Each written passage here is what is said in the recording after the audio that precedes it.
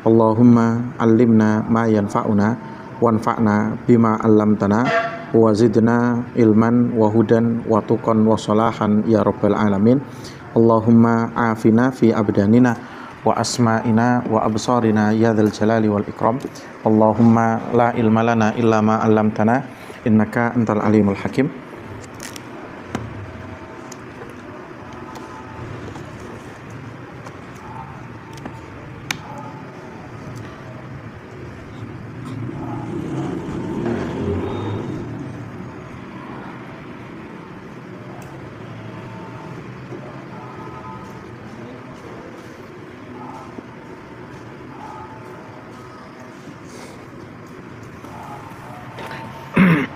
Kita lanjutkan telaah kita pada kitab Nihayatul Alam ini dengan membahas lanjutan dari tanda-tanda kecil hari kiamat yang sudah terjadi di sekitar kita. Sebagiannya terjadi dan habis, sebagiannya terjadi dan masih berlangsung. Bahkan fenomenanya mungkin bisa jadi semakin banyak.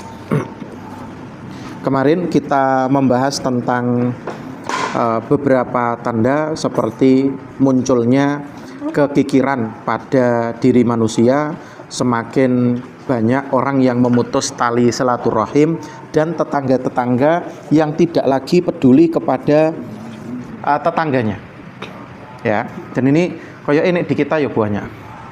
Ya, mulai dari yang kecil-kecil kayak gak kenal tonggo, koyok kemudian tidak mau peduli apa yang terjadi di tetangga, sampai pada tahapan yang mungkin agak parah itu ganggu tonggo iku piye carane ya, misale nyetel apa jenenge son gowedi, di Cina dangdutan gitu. Ya termasuk ketika ada kondangan, ya. Kenapa sih nek kondangan gak wayahe kondangan tok, mari ngono wis maring. Gak, telung dino telung bengi sih. Kadang-kala seperti itu. Kemudian zuhurul fuhsh, munculnya perbuatan keji, omongan-omongan jorok, perbuatan-perbuatan jorok. Kemudian takhwinul amin wa timanul khain, orang-orang yang aman. Nah, hari ini kita masuk ke tanda ke-35. Ya. Tanda ke-35 dari tanda-tanda kecil hari kiamat yang sudah terjadi adalah adamul mubalati bimasdaril mali min haramin am min halalin. Tidak pedulinya orang sekarang dengan sumber hartanya, min haramin am min halalin, apakah dari yang haram atau dari yang halal. Sing penting oleh bondo, sing penting oleh duit. Pancene butuh mangan, ya, sing penting oleh duit, mbah iku halal mbah iku haram, itu urusan kesekian. Yang penting isok mangan dhisik, orang-orang sekarang seperti itu. Dalam hal ini Syekh Muhammad Al-Arifi mengatakan, hafizahullahu ta'ala wa mata'ana bituli umrih wa nafa'ana bi ulumihi fid dharain, idza qalla wara'ul muslimi, apabila sikap warok, hati-hati yang dimiliki oleh seorang muslim itu semakin sedikit, qalla dinuhu, maka agamanya juga otomatis jadi berkurang. Ya. Jadi idza qalla wara'ul muslimi qalla dinuhu. Kalau orang itu sudah tidak bersikap hati-hati lagi dengan sumber income pemasukannya, maka agamanya lama-kelamaan pasti akan tergerus. Makanya orang yang senang mengkonsumsi dengan menggunakan harta haram, itu dia akan menemukan kesulitan untuk beribadah kepada Allah Subhanahu wa taala. Mbah diterak males, mbah diterak tidak memiliki keinginan untuk mengamalkan apa yang sudah difahami, mbah macam-macam. Pokoknya didadekno ewah barek Gusti Allah Subhanahu wa taala untuk melakukan sebuah perkara, terutama yang terkait dengan ibadah. Agamanya lambat laun akan semakin berkurang. Di satu sisi dia akan dipermudah untuk melakukan pelanggaran-pelanggaran. Ya, itu jika sikap hati-hati yang kita miliki itu tidak kita jaga. Ya, nah, kita dengan mudahnya memakan harta-harta yang tidak jelas halal haramnya, mengkonsumsi harta-harta yang masuk dalam ranah-ranah syubhat. Ya, jadi itu kaidahnya. Kalau sikap hati-hati kita terhadap sesuatu, terutama terhadap harta, maka agama kita itu yang jadi jaminannya, yang jadi apa? Yang tergadaikan. Ya, seperti itu. Wa idza qalla dinuhu, kalau orang itu agamanya sudah berkurang, ya, komitmen untuk melakukan agama itu berkurang, waqa'a fi syubhat, dia pasti akan banyak terjatuh dalam ranah-ranah syubhat. Tsumma yaqa'u fil haram, kalau sudah terperosok ke dalam perkara syubhat, otomatis dia akan terjatuh dalam perkara yang haram. Falam ya'ud yubali bimasdari malihi, yang membuat dia tidak lagi peduli dengan sumber hartanya, ahuwa min halalin amin haramin, apakah itu berasal dari halal atau berasal dari haram. Waqat waqa'a hadza fi zamanina, dan ini sudah terjadi di zaman kita.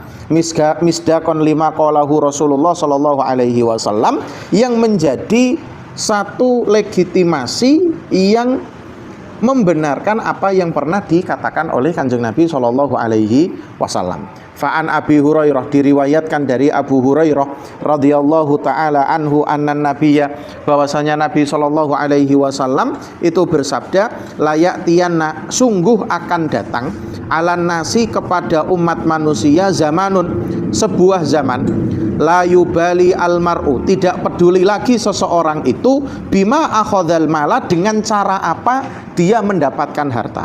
Amin halalin, apakah dari halal? Monggo Mas. Amin haramin, ataukah dari yang haram. Ya.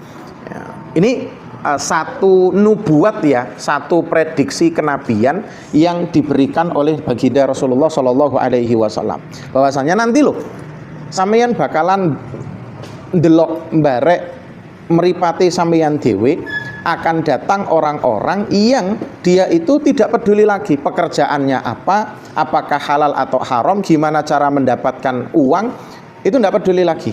Yang penting dia kaya, bisa memenuhi kebutuhan. Wa idza ta'ammalta al yauma, nek sampeyan podo ini apa istilahnya,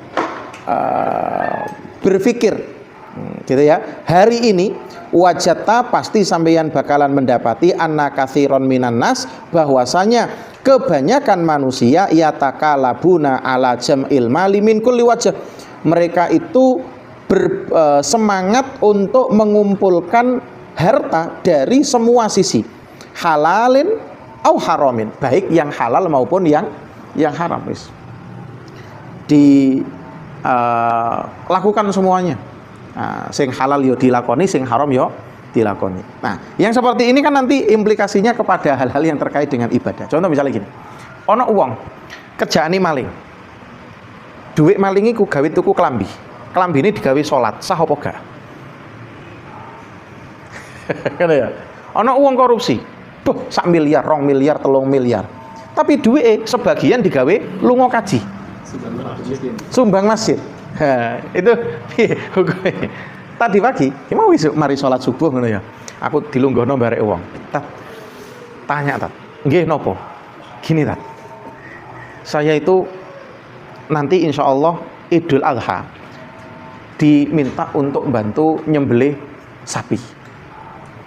Yang ganjel di hati saya, di masjid tempat saya akan ditugaskan nyembelih itu, di situ ada 1 ekor sapi disumbang oleh 1 orang. Sing dadi masalah, wong iki bandar pil goblok. Iku aku ngorok pegang. Seperti itu. Engko nek tak gorok, kan kita yakin, hakul yakin kalau uang yang dibeli, dibuat dipakai beli apa? Sapi itu pasti hasil dari dodolan. Nah ngono ku piye ta? Engko nek daginge akhirnya kita potong-potong, balungane kita peceli, dinakno wong, iku halal ta haram? berarti orang ini masih memiliki kepedulian dengan halal dan haram. Nah, sama sing dadi panitia diterima tak gak? Terima. Konsekuensinya ketika sampeyan menerima, sampeyan secara tidak langsung mengieskan dengan apa yang dilakukan oleh orang itu. Gak popo dodolan pil koplo. Gak popo korupsi, sing penting nyumbang. Gak popo sampeyan maling sepeda motor, sing penting engko 2,5 gawe zakat. Konsekuensinya seperti itu. Dan biasanya ketika sudah muncul konsekuensi seperti ini, masyarakat akan diam. Mergo lapo? Wong iku bantu kok. Maling gak popo, sementing bantu timbang barek sampean ngoceh bae gak tahu bantu. Wangi ngawi. Ngerti je. Kan membingungkan pertanyaan yang seperti ini. Jadi dampaknya itu banyak. Nanti akan banyak muncul pertanyaan-pertanyaan seperti itu. Karena apa? Orang memang tidak peduli. Ya, dan bisa jadi ketika dia melakukan itu, satu, dia memiliki pemikiran gak popo aku elek, sementing aku cek tetap peduli barek agama. Aku yo salat, nek ana pengajian ya aku nyumbang.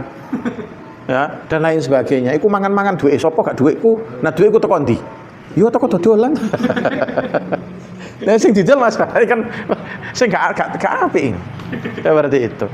Sehingga nanti orang akan lebih mendengar dia ketimbang oceane Ustadz misalnya. Ya, Ustadz gak tahu ngekei bae kok ngomong tok. Seperti itu. Itu salah satu konsekuensinya ya, itu salah satu konsekuensinya. Tapi nek gak diterima, dia pasti akan berpindah ke tempat yang lain karena dia sudah beli. Nah, di sini terus kemudian kita simalakama antara diterima dan tidak. Seperti itu. Akhirnya nggak ono akhirnya.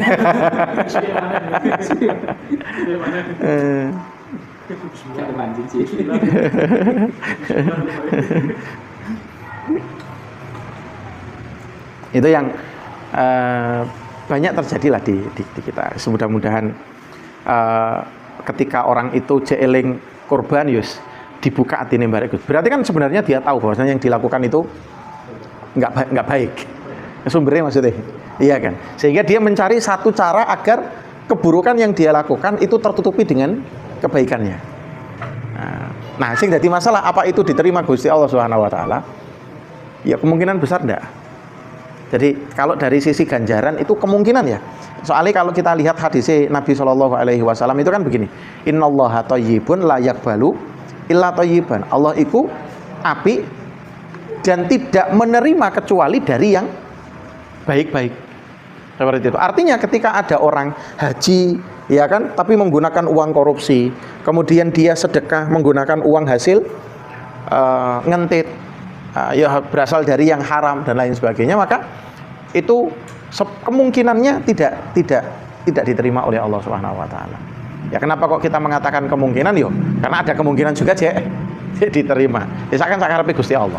Cuman kalau lihat ini teks hadisnya seperti itu, kemungkinan besar ya tidak diterima. Seperti itu. Tapi tidak diterima itu kan bukan berarti kemudian kita nolak sama sekali ya. Karena itu tetap nanti membawa maslahat. Bisa jadi maslahat yang ditimbulkan terus kemudian membuat Allah Subhanahu wa taala membuka hatinya sehingga nanti dia orangnya tobat. Misalkan seperti itu. Ya. Cuman kalau nanti berdampak justru negatif maka mending nggak usah. Jadi jawabannya karena ini kan terkait dengan masalah sosial ya. Masalah sosial keagamaan itu sepertinya tidak bisa kemudian hitam dan putih langsung. Ranahnya lebih ke abu-abu. Ya, seperti itu. Gak dijupuk, engko kok yo mubadzir, atau bisa jadi malah dia pakai untuk perkara-perkara yang haram lagi, ya kan? Nek dijupuk kok konsekuensinya begitu, maka di sini berlaku kaidah akhafu ad-dhararain. Kira-kira yang madharatnya lebih sedikit yang mana? Nah, itu yang kemudian kita ambil. Ya, seperti itu. Tapi banyaklah konsekuensi yang seperti itu. Ya. Termasuk misal sampeyan sing gak ana urusane bare agama blas. Contoh misalkan Mas Haki misalnya. Ana wong pesen es wawan. Tapi sampeyan ngerti, wong iki adalah seorang apa misalnya? Penjual biasa, penjual makanan, tapi dodolane nang komplek pelacuran. Jadi eswawane sampeyan niku Mas, didol ning komplek pelacuran. Kira-kira hukumnya piye?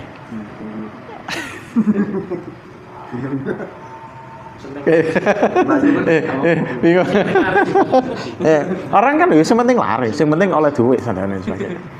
Makanya dari dulu kan kita kemudian mempertanyakan piye nek misale awak dhewe iki buka warung kopi. Kayak begitu. Sing dadi masalah ketika ono adzan gak mungkin dibuyarkan. Nah, tetap dibuka, tapi kan kita sholat. Nah, tapi kan kita membiarkan mereka untuk tetap itu kira-kira kita dosa tuh. Orang kopi syariah. Oh, gak ngero payu. Ojo ngopi nang kono, engko nek wis wayahe salat diusir kok. Dikongkon salat sih.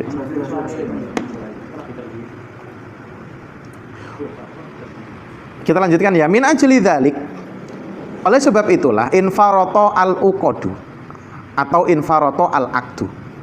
Ya, wa tasahalan nasu bil wadhaif. Akad-akad itu menjadi tidak jelas. Perpindahan uang itu menjadi semakin samar. Ya, akadnya apa? Dan orang-orang semakin bermudah-mudahan bil wadhaif dalam urusan pekerjaan. Sing penting pekerjaan ini isok ngolehno duit, ape kerja apa bae. Seperti itu. Misal sampeyan ketika terus kemudian mengkritisi orang-orang yang membantu ngepaki pil koplo misalnya. Ya. Mosok gak ngene. Pasti sampeyan akan dibantah. Sampeyan iki lho ngekeki aku apa? Wong iku lho aku bantu ngene, sedina kerja gak sampai 2 jam 3 jam dikeki 1.000. Sampeyan ngomong koyo ngono ku lho ngekeki aku apa? Karena seperti itu ya. Bingung kita. Kita nggak punya solusi soalnya. Jadi orang itu kadang-kala sudah tidak peduli lagi. Contoh misalnya sampeyan ngandani ana mbak-mbak ning pasar, biasanya akeh barek pakaian kotak, terus kemudian roke sak dhuwure apa dengkul, sales rokok. Sampeyan kandhani, Mbak, mbok yo ditutup jilbab apa aurate, terus kemudian ojo dodolan rokok. Duh, aku gak ngene, Pak, gak ngeroleh duit, Pak. Sampeyan gelem tak ngekeki aku duit?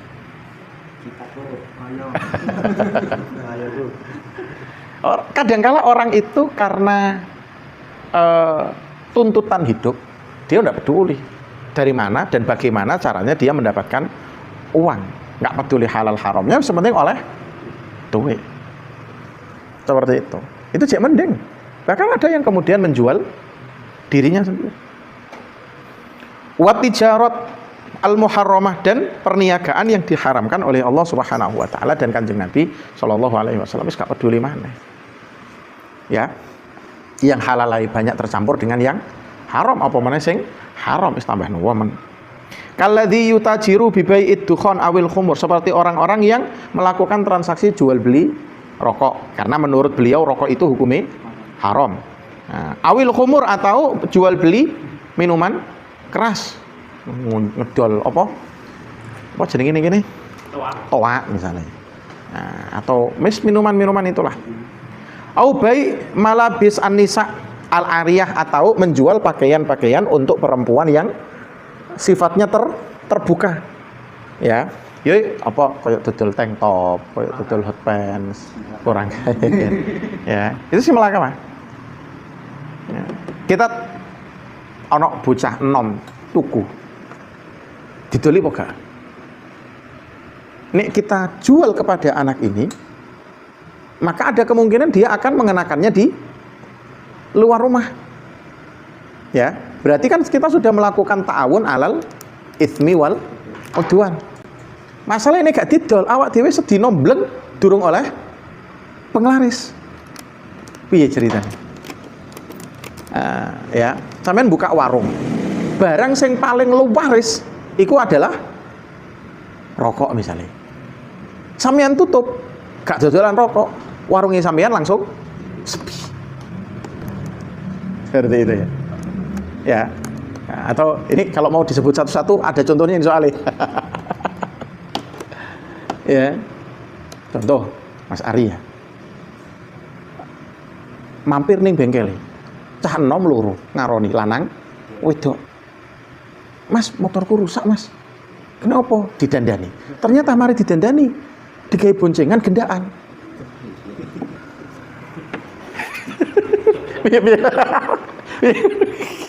Karena semuanya nanti semua apa jenenge profesi itu punya resiko seperti itu. Ya. Dan betul besok jadi preman begitu. Atau misalnya sapa mana dulu.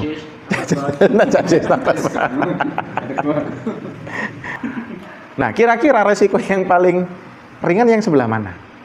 Dan yang kira-kira tidak membuat apa yang kita hasilkan itu rupanya, bentuknya itu adalah yang syubhat. Seperti itu. Nah, itu yang harus dipastikan. Tapi kalau kita terus kemudian wis gak peduli ya, ketika sudah mengatakan seperti itu ya wis. Yang kedua, salah satu cara yang kemudian ditawarkan oleh Allah Subhanahu wa taala itu ya dengan mengeluarkan zakat. Nah, ya tutohiruhum itu. Tapi ini misalnya gak sampai nisab, gak wajib zakat, ya silakan, bisa sedekah, bisa infak. Yang kira-kira bisa membersihkan harta dari resiko-resiko yang seperti itulah. Nah, ya seperti itu. Masalahnya ini nggak dilayani, esok meneh gak teko ya. Esok meneh gak teko. Tapi ya memang resikonya seperti ini kan masalah-masalah hukum yang terkait dengan kehidupan sosial ya. Dan ini memang golek jawabannya itu nggak bisa saklek satu tok nggak iso. Ya secara hukum kita sudah tahu lah itu misalnya boleh atau tidak bolehnya ya. Tapi ketika menyikapi hukum itu seperti apa? Kayak begitu.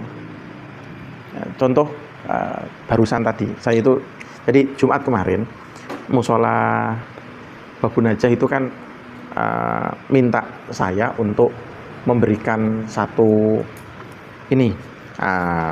kesempatan untuk diskusi lah karena mereka mau meningkatkan pelayanan sosial musolanya ya, bahkan bisa jauh melebihi Al-Hidayah misalnya kayak begitu. Selama ini kegiatan sosialnya kan sudah memang bagus, tapi mereka pengen yang lebih sehingga tidak stuck di satu titik saja, sehingga kan sudah santunan, sudah ini, sudah itu. Nah mereka pengen lebih biar nanti programnya lebih variatif dan punya dampak yang signifikan nanti untuk kaderisasi, untuk kemudian kemakmuran musola dan lain sebagainya. Nah, salah satu hal yang kemudian kita singgung itu tentang masalah pendanaan itu usahakan kalau bisa tidak berasal dari bank-bank riba, bank-bank konvensional, gitu ya. Nah, sing dadi masalah ketika saya ngomong seperti itu, ternyata ada salah satu jamaah sing kerjona. Aku jadi kandhani jenengan semalam itu nyindir orang bank itu ada satu orang yang kerja di bank. Ya wis. Wong kita ndak berniat untuk nyindir siapa-siapa. Nek ngerasa kesindir yo gak apa-apa. Yes, tapi itulah namanya resiko pekerjaan. Pilih engkau terus kemudian ojo undang usatiku meneh yo resiko. Yang penting semuanya sudah tersampaikan. Kayak begitu. Jadi kadangkala begitulah kita ketika sudah terjun ke dunia usaha, memiliki profesi yang kita hasilkan itu, saya yakin tidak 100% bisa dinyatakan sebagai hasil yang halal gitu ya. Nah, cuman kan ketika kita melihat fenomena seperti ini, kita punya sikap, ya, tidak terus kemudian justru malah menikmati itu semuanya, yonda. Ya. Au yata'amalu birriba atau berinteraksi dengan riba. Au yu'ajiru mahallatihi liman yumarisu tijaratan muharramah. Atau sampeyan duwe panggonane sampeyan iku sampeyan sewakno gawe melakukan hal-hal yang haram. Ya. Misal asyukur akhirnya duwe hotel. Iya kan? Duwe hotel. Ternyata hotelnya iku kadangkala dipakai naudzubillah min dzalik ya, dipakai untuk pasangan non suami istri. Kira-kira dilayani apa enggak? Nek gak dilayani masalah jumlahnya wakil. Ya, seperti itu. Nah, atau sampean duwe panggonan, terus kemudian disewa wong, gawe lapo? Gawe dodolan wak misalnya. Nah, itu boleh atau enggak? Ya tentu secara hukum ya pasti enggak boleh. Cuman menyikapi hukum ini bagaimana? Yang harus dicari solusinya. Ya, padahal Allah telah mengatakan kulu minat thayyibat, makanlah dari perkara-perkara yang baik. Wallahu thayyibun la yaqbalu illa thayyiban, ini yang kita katakan tadi. Dan Allah itu baik dan tidak akan menerima kecuali yang baik. Wa kullu lahmin, dan satu daging nabata min suhtin wa haramin, yang tumbuh dari perkara yang haram, fannaru aula bihi, maka yang namanya neraka itu lebih layak menjadi tempat kembali orang-orang yang seperti itu. Wasaral ladzi yataharrazu wa yattaqi syubhati, dan orang-orang yang akhirnya menghindari perkara-perkara yang syubhat itu ghoriban bainanas, terasa aneh, terasa asing di tengah-tengah masyarakat. Kok dianggap aneh? Iya, soalnya jarang-jarang sing koyo ngono. Ya, orang sekarang rata-rata ya sudah tidak peduli halal haram. Makanya ini ketemu barek wong jujur itu kadangkala kita merasa aneh, mergo lapo? Kok sik ono ternyata wong sing jujur begitu. Ya, seperti itu. Ya, aman misalnya tuku nang Suryamart, ya. Terus kemudian susuke luweh misalnya. Sampeyan gak sadar nang omah misalnya. Kemudian sampeyan balik padahal omahe sampeyan waduh. Sampeyan tukune nang Suryamart Palang. Ya, duduk sing nang kene. Ya, sing nang Palang. Sampeyan balik. Kemudian sampeyan mengatakan, "Mbak, mohon maaf. Ini mau aku tuku sakmene, duitku sakmene, sampeyan susui sakmene, luweh piro Mas? Luweh 500 repes, Mbak. Tak balikno 500 repes." Bensinnya sampeyan 1 liter. Mau balikno 500 tok, 500 repes. Ya, seperti itu. Nah, ketika sampeyan melakukan seperti itu pasti akan dianggap wong aneh ya.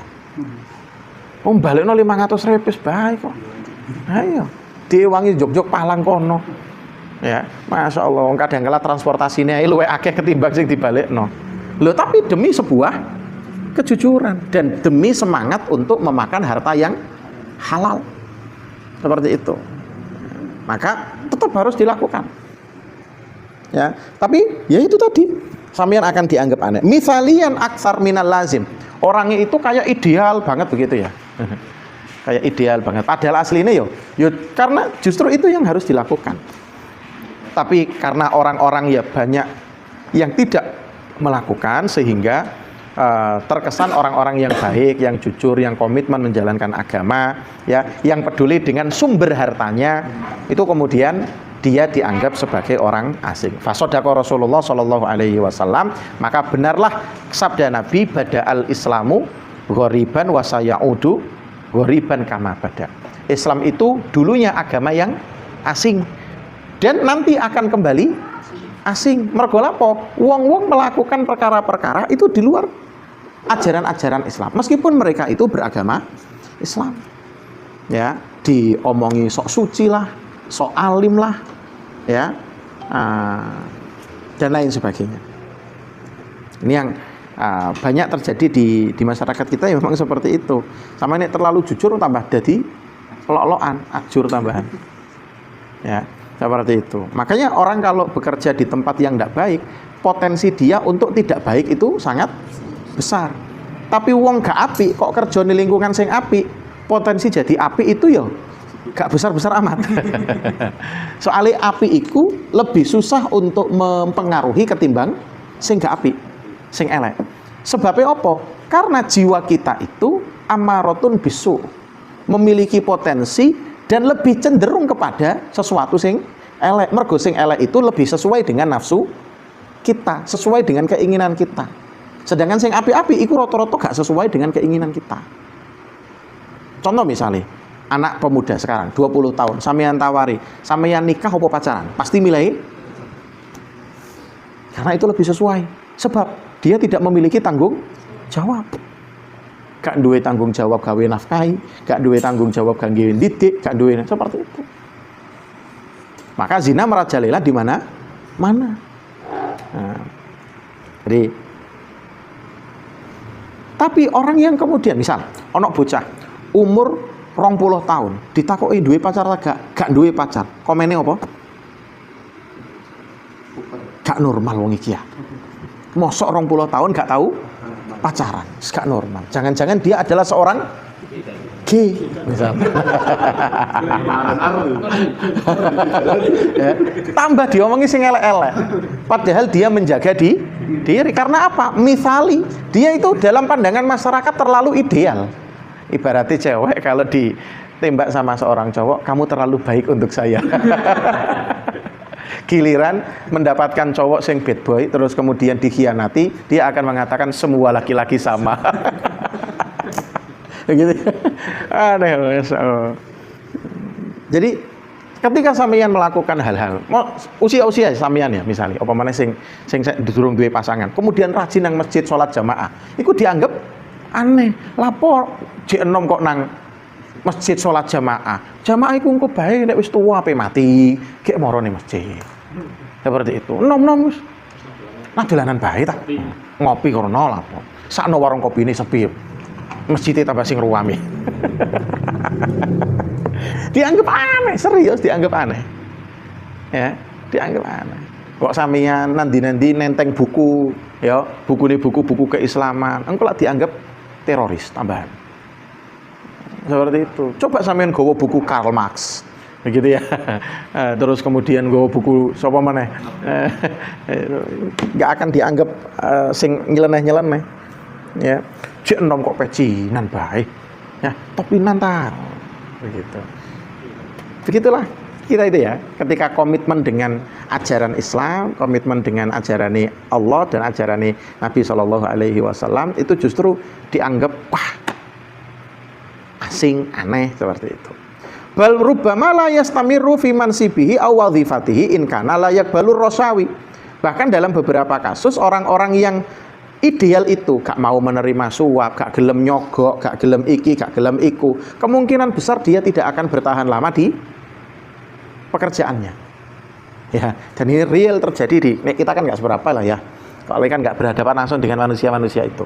Tapi ketika kita berhadapan dengan manusia-manusia itu, urusan kita gak bikin lancar kecuali nyogok. Itu saya gak gelem seperti itu.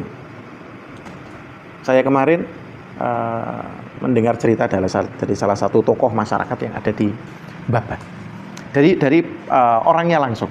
Beliau itu PNS. Sudah ngajar jadi PNS itu kurang lebih sekitar 29 tahun di sekolah. Harusnya orang ini sudah jadi kepala sekolah. Pengabdiannya termasuk semua kurikulumnya itu portofolio beliau itu layak untuk diangkat jadi kepala sekolah. Tapi sampai hari ini belum pernah jadi kepala sekolah. Karena apa? Beliau anti. Ya. Apalagi setelah diketahui beliau dari Manchester United. Wah, tambah nemen. Ya. Nah, seperti itu. Wis dipersulit wis pokoknya. Pokoknya ini wis kena MU iku wis ayo kalahan.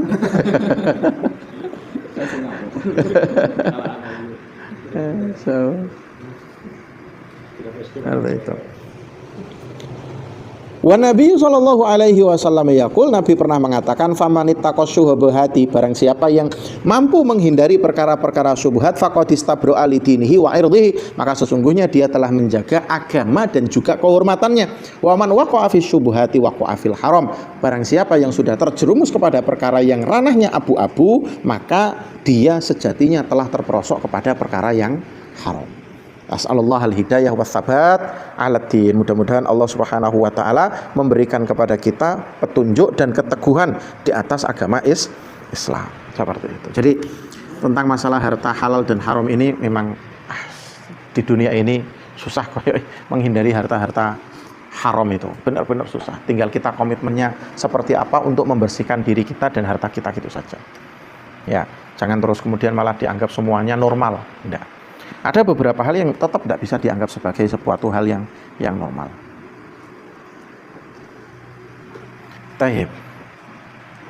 Kemudian yang ke-36 kita tutup dengan ini ya. An yutakhadzal fai'u dulan. Jadi al-fai' harta rampasan atau harta rampasan perang, salah satu jenis harta rampasan perang itu hanya dimonopoli oleh sebagian orang. Nah, gimana ceritanya? Di sini dikatakan al-fai'u huwa ma yagnamuhul mujahiduna min mali ghairihi min ghairi qital. Jadi yang namanya fai' itu adalah barang-barang yang didapatkan oleh seorang mujahid ketika dia perang tapi tanpa melalui proses peperangan. Ya. Imma biharobil adu, karena apa? Soalnya musuhnya wis disian melayu. Awis islamihi, atau dia menyerah. Ya, wa nahwi dzalik, maupun yang lain. Fahadhihi tuqassamu kama amarahullahu taala. Dan yang namanya fai' itu kan hampir koyok ghanimah. Kalau ghanimah itu kan dengan cara perang, kalau fai' itu kan non perang, ya.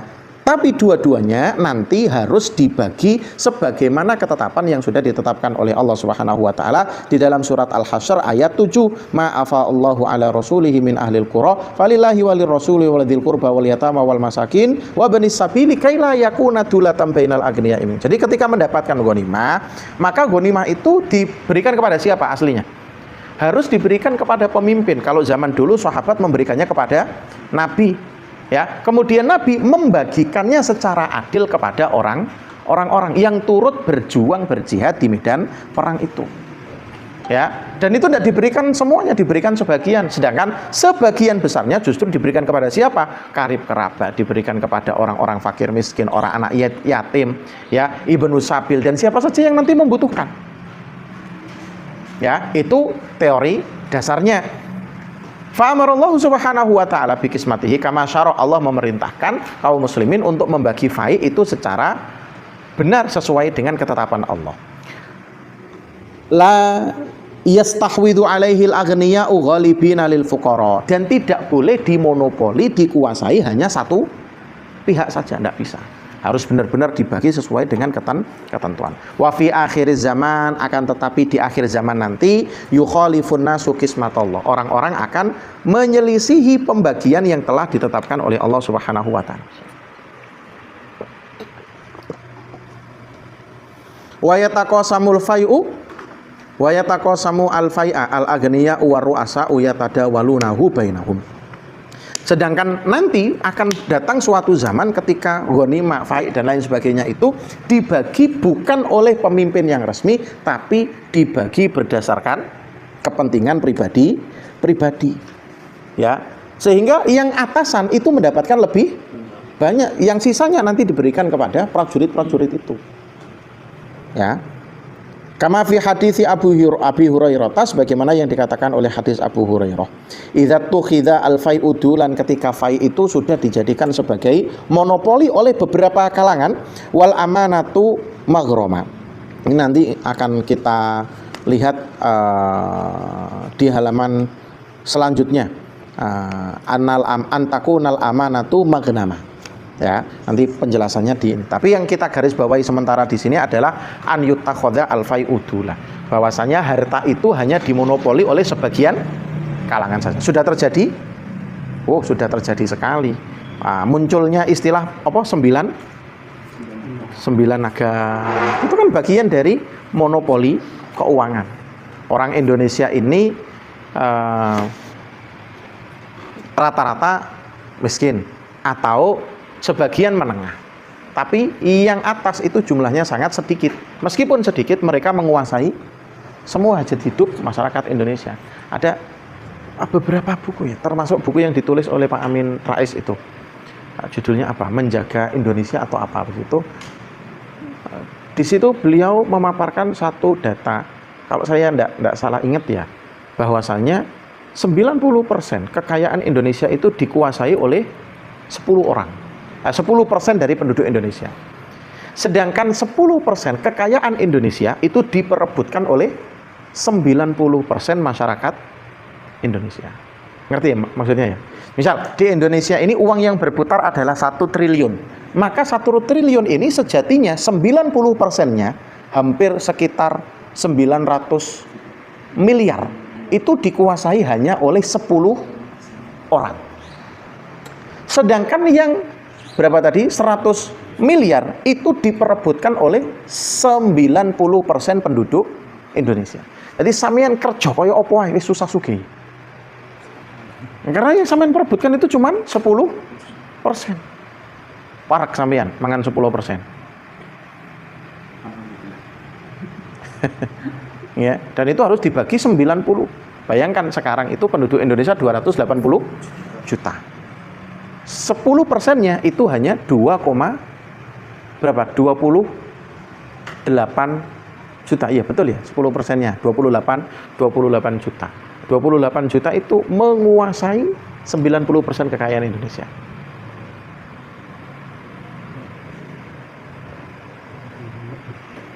Nah, bisa jadi kurang dari itu. Ya, bisa jadi kurang dari itu.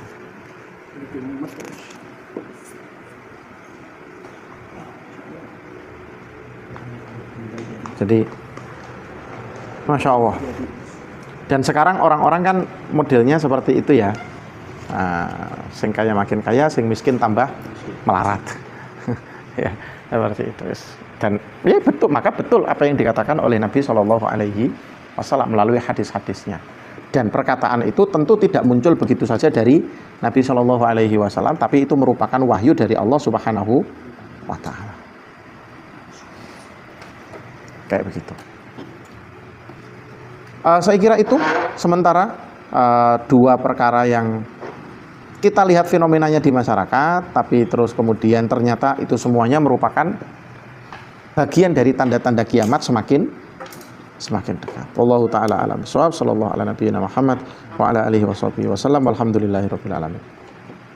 Assalamualaikum warahmatullahi wabarakatuh.